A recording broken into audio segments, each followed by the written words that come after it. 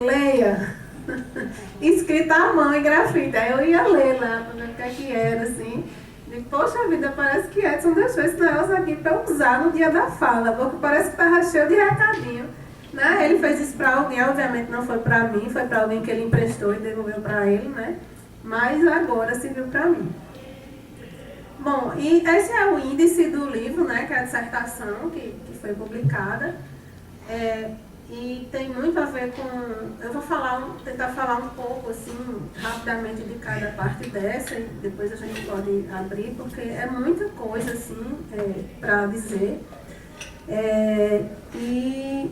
Muita coisa tem que ser lida, não dá para dizer aqui, né? São muitas referências. Mas, assim, uma coisa que eu percebo logo no início do livro, essa necessidade que ele chama de localização histórico-geográfica, embora seja um texto muito pequeno, né? É um texto de uma página e meia, mas assim, a leitura que eu faço é de uma necessidade de se localizar, embora Edson não cite nenhum autor explicitamente. Hoje eu consigo fazer essa leitura que quando eu li pela primeira vez nem passava por longe eu fazer, né? Mas, assim, esse livro de Edson, ele surge no período da redemocratização do país, né? Pós-regime militar, 88, né? Foi produzido nesse período, 86, 87, 88. Então, havia uma necessidade muito grande, esse crédito no progresso, no desenvolvimento, né? Na educação física começavam as críticas a uma educação física tecnicista, né? Começava, né? E muitas das obras, elas estavam, no contexto da educação, a educação física também estava focada no referencial marxista, né? No materialismo histórico dialético, de crítica a economia capitalista e a inserção dessas críticas no contexto da educação, né, da perspectiva de visão do corpo, né. A gente tinha até então, né, cursos de educação física que tinham uma base muito tecnicista, né, focada nos manuais, né. E a dança também ainda muito ligada ao balé clássico, né, um ensino muito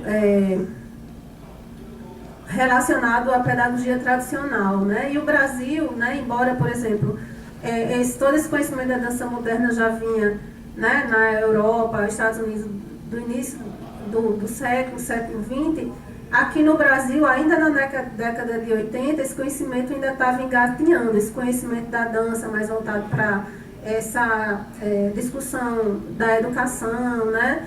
A dança criativa, né, que se rotulou o trabalho de Laban, o trabalho de improvisação, né? Então, Edson, ele lança o método dança educação física nesse contexto, né? E essa citação especial diz muito, para mim, diz muito de todo esse contexto, embora ele não esteja falando disso explicitamente aqui, né? Mas isso está muito relacionado também o trabalho dele, que ele vai falar mais à frente, né, como atleta, que foi um trabalho que exigiu muito corporalmente, de um teor muito tecnicista, né, de busca da performance atlética. E quando ele começa a fazer dança, né, por uma contingência do destino, uma oportunidade, um curso que ele fez de dança criativa e se apaixonou pela dança, ele começa a ver outras possibilidades de mobilidade do seu próprio corpo, né, e de compensação de algumas mazelas, né, que ele encontrava no próprio corpo. Ele fala muito da questão lombar, né, cria todo um estudo, né, porque ele sofria muito, né, com a região lombar, ele tinha muitas dores, isso é apenas um exemplo, né. Mas ele traz logo em seguida uma reflexão sobre o que ele chama inculcação e conscientização, né?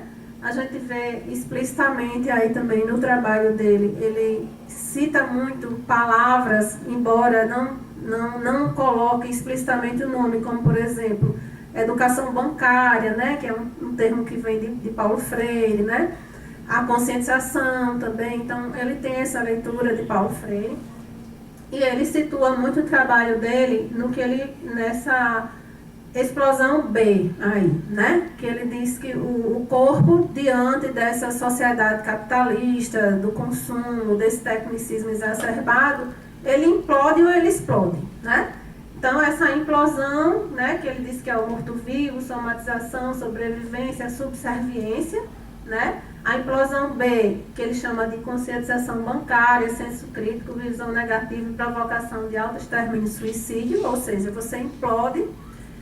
E a explosão, que seria a revolta e o radicalismo, ou um outro processo que da revolta, da somatização, passa para a sobrevivência, processo de cura, vivência, conscientização, posicionamento, reabilitação de si mesmo, busca de informação. Isso são as palavras dele no livro. Trocando informações, o indivíduo facilita o processo de explosão de outrem e doa de si para a reabilitação do próximo. Então, ele considera o trabalho dele muito centrado no que ele chama essa explosão B, que é como se fosse uma maneira do corpo explodir, mas ao mesmo tempo se reestruturar, né? E tomar isso como mote para, no caso dele, para se tornar um educador, né? Bom, então, a outra parte do texto, ele fala da formação profissional, né? E eles eu acho que esse questionamento é um questionamento importante no trabalho. Como podemos encarar a formação profissional, que será o facilitador de veiculação de ideias, num processo de conscientização que, por antecipação, já não é aceito pelo redomo alienante que recobre essa sociedade, né? Então, a gente vê aí implícito um discurso que é político também, mas é uma política que se dá a partir do que ele traz como consciência corporal, né? Eu consigo ver também, quando ele usa facilitador, uma relação também com o movimento escola novista, que chega a vir dança moderna também no Brasil, né? E ele traz essa conscientização que ele costuma muito colocar essas palavras, né? A postura crítica e consciente, né? Que ele sempre traz dessa forma. Bom, e ele coloca o trabalho da interdisciplinaridade para falar desse entrosamento, é um nome que usa muito, entrosamento no trabalho dele, de várias áreas do conhecimento, né? Que envolve as áreas da saúde, as áreas das ciências humanas, né? E as práticas corporais também. E ele faz, ainda no início do livro, essa diferenciação, que ele chama de ecletismo, que seria a reunião de teorias e práticas sem responsabilidade entrosadas, né? Eu acho que o ecletismo, o que é ser eclético também é entendido de outras formas, mas eu não vou entrar aqui. Esse é o entendimento que ele traz no livro, né? E o que ele entende por interdisciplinaridade, que seria esse entrosamento das teorias entre si e práticas entre si, né? No caso, o trabalho dele favorecendo a percepção de espinha dorsal, que resulta numa conexão entre as mesmas, né? E isso é o que fomenta todo o trabalho dele e alinhava todo o trabalho dele, que é essa ideia que ele traz de interdisciplinaridade.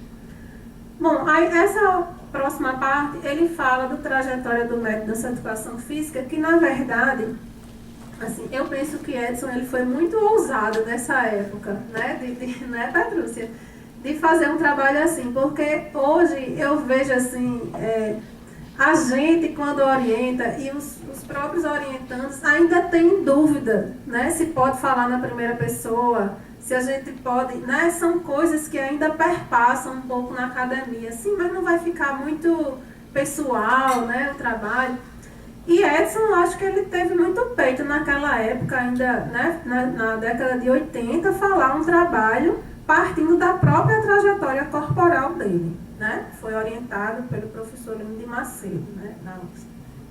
Então, ele fala inicialmente dessa vivência que ele teve com o esporte, que ele chama de saturação corporal, né? Pela prática esportiva, esse encontro com a dança criativa, e a experimentação com as técnicas ortodoxas e alternativas, que é o nome que ele dá no livro, primeiramente, nessa primeira obra, né? Que as técnicas ortodoxas, ele está se remetendo principalmente a algumas técnicas de balé, né?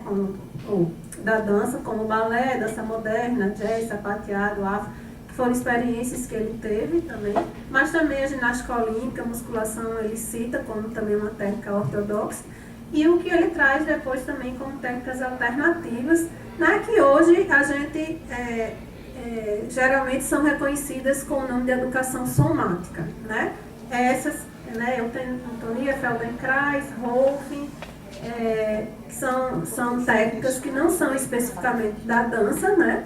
Mas que hoje tem uma repercussão muito grande e são bastante discutidas no campo da dança dentro desse nome maior de educação somática, né? E ele traz aí também como técnicas alternativas, assim, práticas orientais, como Duin, Tai Chi Chuan, Yoga, que eu não coloquei aqui.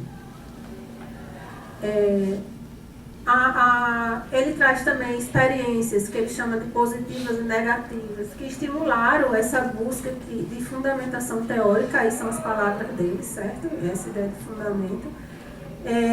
Que foram experiências de vida, né, que ele teve, que fizeram ele acessar determinados conhecimentos para respaldar a prática dele, né? Por exemplo, ele fala de experiências não só da vida dele como praticante da dança, mas como professor também. Ele cita um exemplo de uma menina que ele fez um exercício e a menina teve uma regressão e ficou desmaiada, depois acordou como se fosse um neném. Ele sempre falava muito, né, esse exemplo. E ele teve que buscar, né, e todo esse discurso que ele tem de dizer que a gente tem uma grande responsabilidade quando a gente lida com o corpo do outro, porque a gente nunca sabe o que pode acontecer, né? Acho que a gente aprendeu muito isso com ele, né? Hoje em dia a gente ainda vê assim, alguns trabalhos corporais que parece que nem de longe tem esse tipo de cuidado, né? Isso foi uma coisa que eu particularmente aprendi muito com eles. E também essa questão de vivências teóricas que proporcionaram uma visão multidisciplinar, né? Aí eu trago esse exemplo que ele traz, que é forte também, que a gente viveu muito isso no curso de especialização, né? Que foi uma prática muito enriquecedora, né? Dos estudos da anatomia, da forma tradicional, como a gente vê, com os trabalhos de senso-percepção, né? Advindos da eutonia, principalmente, né? Porque ele tinha essa necessidade de que toda a teoria, né, tudo que era estudado ali nos livros, passasse pela experiência do corpo, do movimento, né? Então, a gente teve essa experiência que foi muito interessante, né, da senso-percepção. Bom, a necessidade de articulação entre técnicas corporais, né? Ele traz as experiências que ele teve com o método Feldenkrais, Diokinese, RPG, que não está aí, Patrícia Stokoi, Gerda Alexander, Antonia Stokoi, era uma professora argentina, Patrícia Stokoi, né, que trouxe muito do pensamento de Gerda Alexander aqui para a América do Sul. E essa importância da ligação entre dança e educação física, né? Que eu acho que essa frase é emblemática do trabalho dele, acho que Ana Cláudia, no vídeo, ela cita: a educação física necessita da estratégia do conhecimento do corpo, utilizado pela dança, e a dança necessita das bases teóricas da educação física. E no período que ele criou o método, isso teve uma potência muito grande, né? Porque assim, as pessoas que davam aula de dança não tinham essa formação que o professor de educação física tinha, né? E a educação física, vivia uma época de uma perspectiva muito tecnicista, né? Que estava muito focada no treinamento esportivo, né? Na ginástica calistênica também, ainda muito forte. E a dança trazia uma perspectiva de trabalho de sensibilização do corpo, né? Que a educação física estava iniciando, mas que ainda não tinha muita visibilidade. Aí, assim, esses dois pontos aí era a preocupação que ele tinha com a qualidade de informação, né? Que ele questionava os perfis docentes das universidades, a necessidade de entrosamento de teoria prática, né? Porque ele fazia muito essa discussão. Tem os professores que são só da prática, os professores são só... Né? E o professor vinha, falava, mas não tinha esse respaldo da prática. E outros professores, né, que vinham, davam aulas, né, muito bons, mas também não sabia aprofundar e teorizar o seu trabalho, a necessidade da formação do profissional que pudesse fazer, né, ter uma boa experiência prática, mas que pudesse teorizar a sua prática também, né. E aí o amadurecimento do método como a proposta do curso de especialização, né, que depois também a tese de doutorado vai falar disso. Bom, aí aqui são os pressupostos teóricos do método dança educação física, né, eu não vou ficar lendo, mas por aí vocês podem ter uma ideia, né, porque ele fazia ligação de tudo quanto era jeito, né, e ligações importantes, né? Por exemplo, uma coisa que me chama a atenção, assim, por exemplo, o trabalho de a anatomia ortodoxa com teorias alternativas, por exemplo. Ele fazia essa comparação, colocava aqueles mapas do corpo humano, da anatomia, né, ocidental, e pegava os meridianos chineses, né? E ele tinha a reflexologia dos pés. Ele tinha muito assim a preocupação de dizer que ele não ia dar conta daquela articulação ali, mas que era preciso, isso eu li no livro hoje, era preciso ver aquele panorama para saber que o corpo não era visto só de uma maneira, mas que ele poderia ser visto de várias possibilidades, né? E que a própria experiência do corpo, né, quando era sensibilizado, ele levava a possibilidade de não pensar o corpo a partir de apenas uma ótica, mas era preciso cruzar os conhecimentos para ter uma visibilidade maior desse corpo, né? Então, aí, entre os estudos de neurologia, né, de neurofisiologia, né, os estudos, né, de antropologia, os estudos da psicomotricidade, né, de Vitor da Fonseca, era uma referência importante para o trabalho dele, os trabalhos de Reich, né, e os trabalhos, né, os estudos mais ortodoxos do Guyton, que a gente estudou, né, do Tratado de Fisiologia, dos livros de anatomia, e essa relação da anatomia também com a cinesiologia, com a neuroanatomia, né. Como eu já tinha falado, né,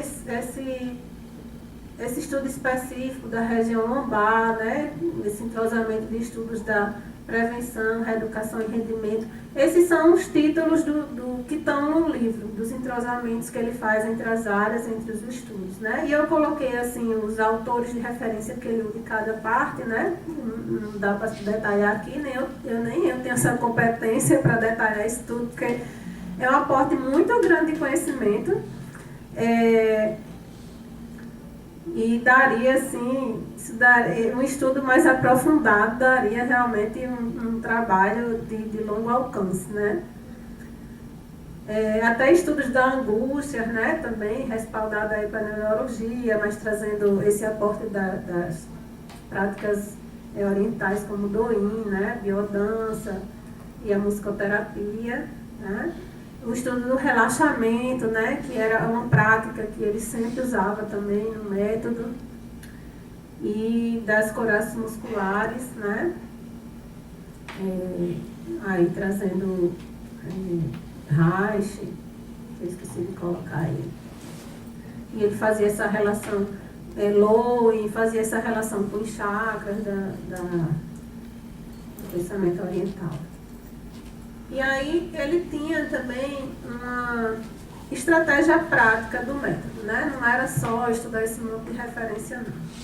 E talvez a estratégia prática do método que seja mais conhecida, né? Quando se fala método, dança, educação física, a gente já pensa num tipo de aula, né? Que Edson dava, que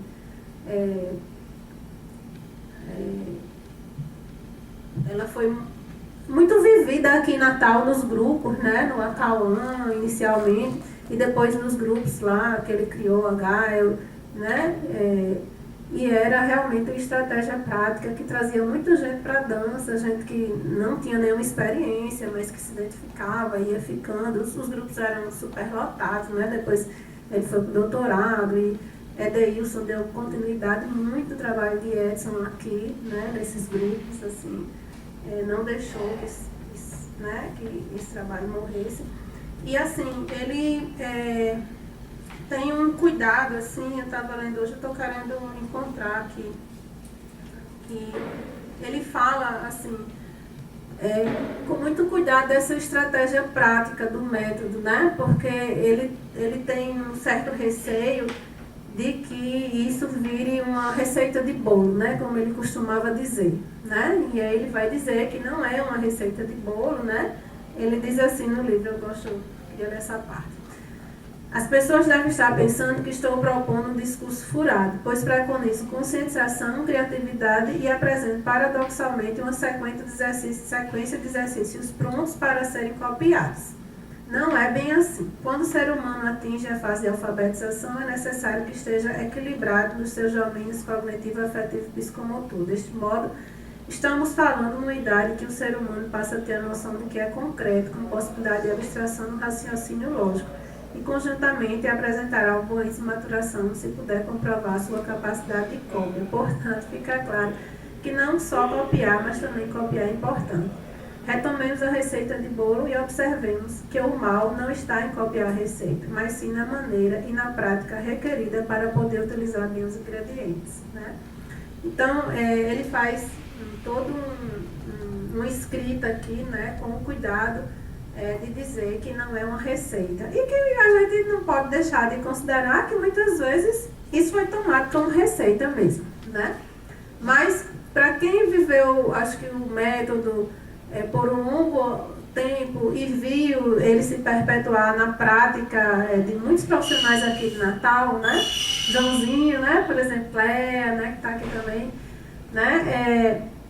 A gente percebe que o método está ali, mas sem necessariamente seguir à risca essa estratégia prática, né? Então, é uma possibilidade, né? Mas essa estratégia prática que ele coloca aqui, ela é muito próxima de uma aula de dança, né? Da referência de dança moderna, que é o que ele tem mais próximo dele, né? Que é uma aula que está muito fincada na terra, que começa no chão, né, com a profilaxia do movimento, o diagnóstico. Ele começa a aula com o diagnóstico, deitando no chão, levando a pessoa a perceber que pontos tocam no chão, né, que pontos não tocam, né? As qualidades, ele trabalha com essas qualidades físicas específicas, né, no chão, que é um movimento, no livro tem todo foi desenhado por George, que era um bailarino daqui, né, do movimento do chão. Então ele dá essas possibilidades de exercício, as figurinhas, e tem muito a ver também esse chão do método de educação física com o conhecimento de Martha Graham, da dança moderna, que ele adapta, né, porque a técnica Martha Graham é uma técnica pesada, exige uma força abdominal muito grande e também contribui para isso, mas ele adapta e trabalha com essas qualidades físicas a partir de elementos da dança, de uma aula de dança moderna, os demi-pliés, os elevés, né? Um trabalho de soltura, né, que é muito forte também, que vem do jazz, esse trabalho de soltura muito emblemático, né, a soltura de membros inferiores, os estudos de deslocamento, que nas aulas de dança são as diagonais, e o desenho coreográfico, que é a parte final. Eu sempre fiquei muito intrigada, até hoje eu li umas 2 vezes essa parte do desenho coreográfico, né? Porque essa é uma coisa que me intriga, assim, porque quando ele vai falar de desenho coreográfico, ele não fala de coreografia, né? Mas ele dá algumas dicas, né, de como se finalizar uma aula, né? Então, o desenho coreográfico me parece que é muito a experiência mais aberta do que a coreografia. Mas, no entanto, eu acho que é uma lacuna também que ele deixa, porque ele poderia ter trazido elementos que ele trabalhava, inclusive que ele trabalhou com a gente na especialização de Laban, né? Maria Fuchs, que era um autor da dança que ele usava na época, Patrícia Stokoi, para trazer uma perspectiva de produção coreográfica que não fosse aquela que é focada do balé clássico.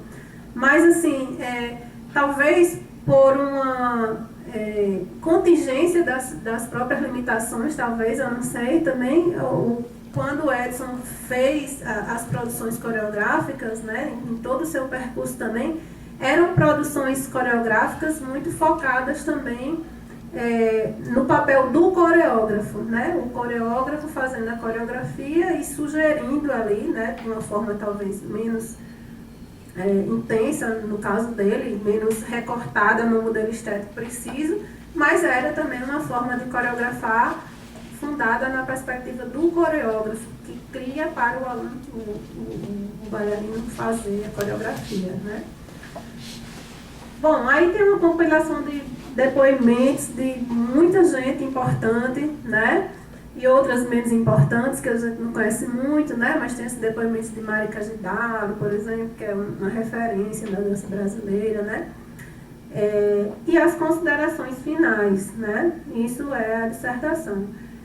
Na tese de doutorado, Edson dá continuidade, né, ao método, né? Só que ele enfoca a aplicação do método de educação física em 2 cursos de especialização, que foram na Unifec, né?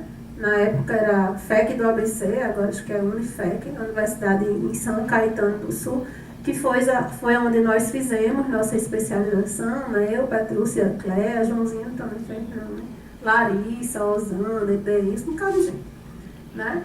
E é esse trabalho aqui que eu trouxe, né?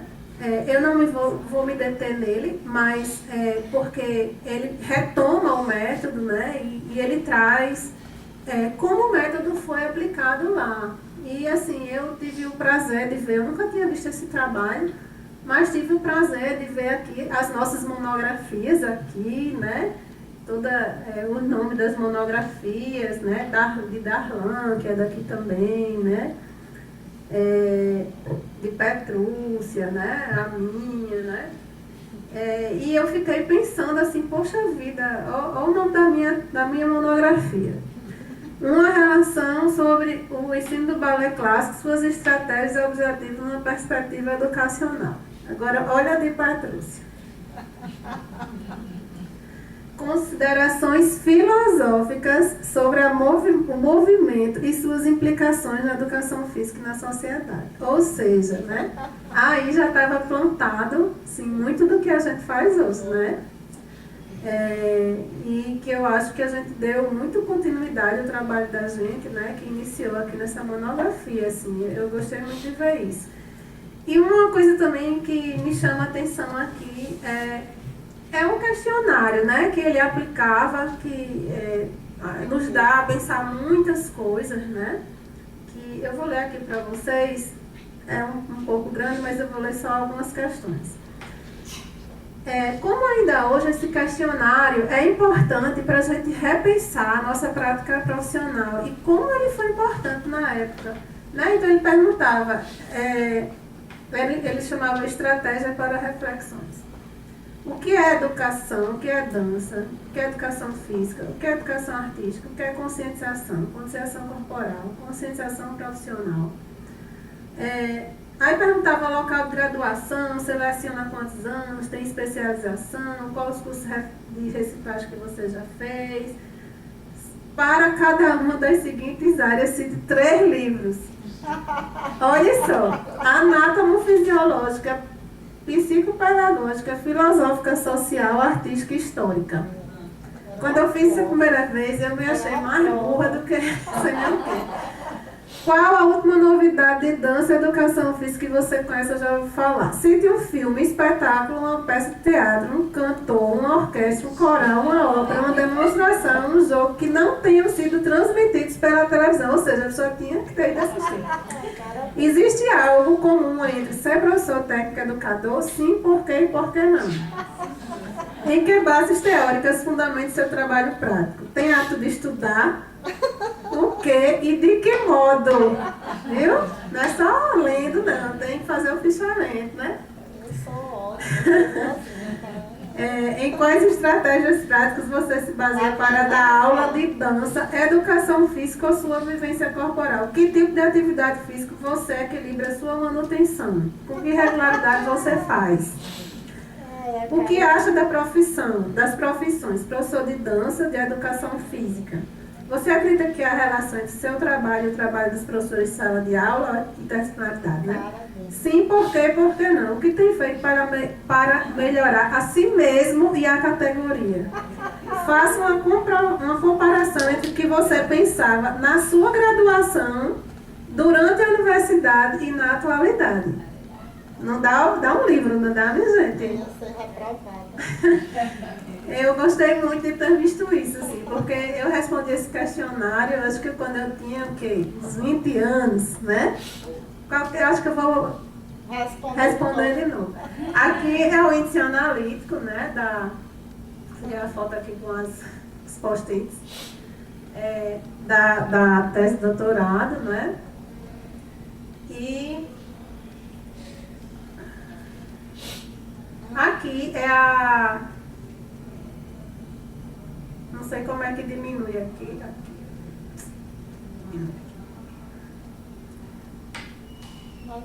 Aqui é a tese de pós-doutorado de Edson, né? Que eu não consegui ver ainda muito bem, ler.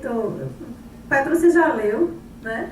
Naquela época ele pediu para você ler, eu me lembro ali naquela salinha lá que ele chegou, entregou você. Ele discute a expressividade e corporeidade, né, no campo da dança, no espetáculo da dança, ele discute a emoção, né, e ele tem como locus de investigação o balé Gulbenkian, né, os bailarinos e as obras de arte do balé Gulbenkian. E eu fiquei curiosa para saber por que o balé Gulbenkian, porque ele não deu continuidade, né, assim, ao método de educação física, as coisas que eu fiquei curiosa também. Aqui também na tese, né, o livro ele traz assim, como ele mesmo disse a expressão dele, ele trazia 4.000 referências, 400.000 referências, ele falava muito essa expressão. E quando chega aqui, ele faz um quadro, né, de referências, que é isso aqui, minha gente, ó. Né? Que é Gerda Alexander, Armando Austregésilo, o próprio livro dele, Feldenkrais, Lowen Sweiger, que é da Idiokinesis. E eu fiquei, porque a referência bibliográfica que fundamenta o método são só essas, né? Quando aqui a gente tem uma infinidade de livros, né? Então foram coisas que eu fiquei me questionando e que vou ficar me questionando sem resposta. Mas também eu pretendo ler a tese de pós-doc, porque essa aproximação, né, com esse trabalho aí do Gulbenkian, né, que eu não vejo muita relação com o método, mas pode ser um ledo engano meu. Bom, e aí tem também, assim, eu queria registrar também, assim, além do trabalho de Marcílio, né, que eu acho que o trabalho de Marcílio deu uma ótima contribuição assim, para o conhecimento da obra de Edson, né, um trabalho de fôlego. Ele foi lá para São Paulo, entrevistou muita gente, né, assim, tem trecho de entrevista de muita gente. O trabalho também de Sávio de Luna, né, que foi defendido aqui, né, outros também foram defendidos sobre a orientação. No final, eu acho que Edson já estava doente, ele foi co-orientador e Conceição Passeggi ficou como orientadora. Mas, assim, eu queria destacar porque o trabalho de Sávio, ele fala do percurso de história de vida dele profissional, em consonância com o percurso de Edson, né? Então, é um trabalho que tem também muito a acrescentar para esse conhecimento do trabalho que Edson fez aqui. Bom, e para terminar, eu queria só passar umas imagens assim de antigamente. Tem um bocado de gente conhecida aí. A Liana, Cleinha tá ali, Cleinha tá aqui. Essa foto foi na TV Mulher, os mais velhos se lembram. TV Mulher, que era o programa seco que tinha na Globo, já foi dançar lá. Essa é a foto da Cauã. Essa é a foto de... Acho que Petrúcia está aqui pelo meio. É a foto do grupo de dança, do primeiro elenco do grupo. Essa é a Cauã, também a Lux para sempre. E essas, a partir de agora, foi um espetáculo em 2014 que a gente fez em homenagem a Edson, né? Depois, em homenagem póstuma, né? E aí, trouxeram, essa era a coreografia da Cauã, o Adal, né? Ana Cláudia, cadê gente? Né? Essa é a coreografia dele também, Ana Cláudia e Cleiton. Eu trouxe para a Ana Cláudia se ver aqui, né? Vamos ver, chega a coisinha, passou tudo. Tá balando, olha. Ó, mulher, agora. As Petros.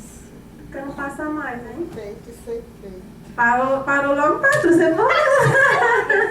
Foi combinado o computador, tá vendo? É lógico. Essas fotos são, olha, tá vendo? O computador só quer saber de tudo. Agora foi, mas estava travada. Menina, balando. Peraí, deixa eu voltar aqui. Nossa, eu passei Onde 3 dias tava? doente. Pronto. Outra cena fala, é abusada para ela se ver. Ela não vê. Esse Amigos para Sempre foi remontado depois pelo grupo de dança, Teodora. Deilson, não podia deixar de estar aqui. Isso aqui é uma foto da Gaia recente, né? Que dançou um trabalho recente, em homenagem a ele.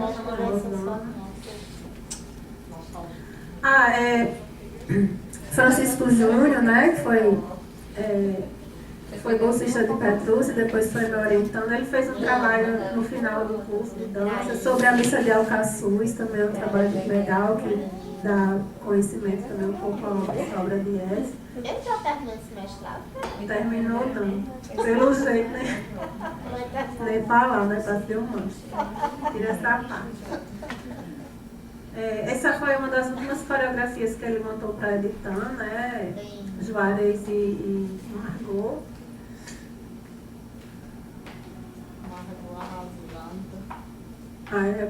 Petrúcia e Margot dançaram juntas, Petra, né?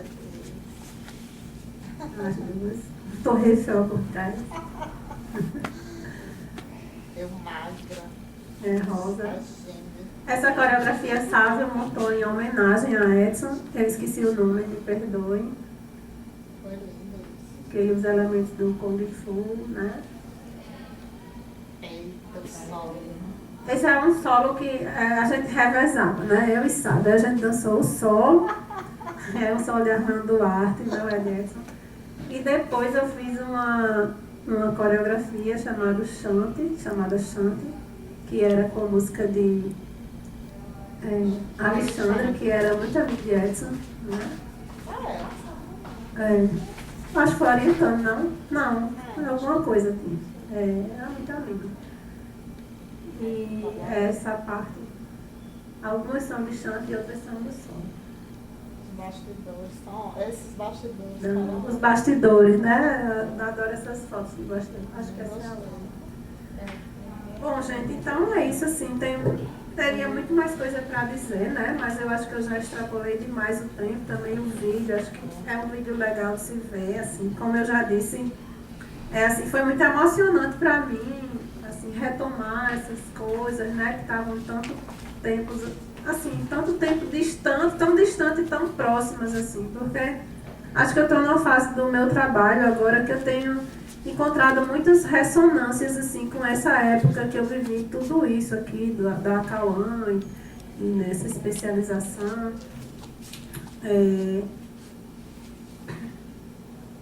Tá bom, é isso. Obrigada.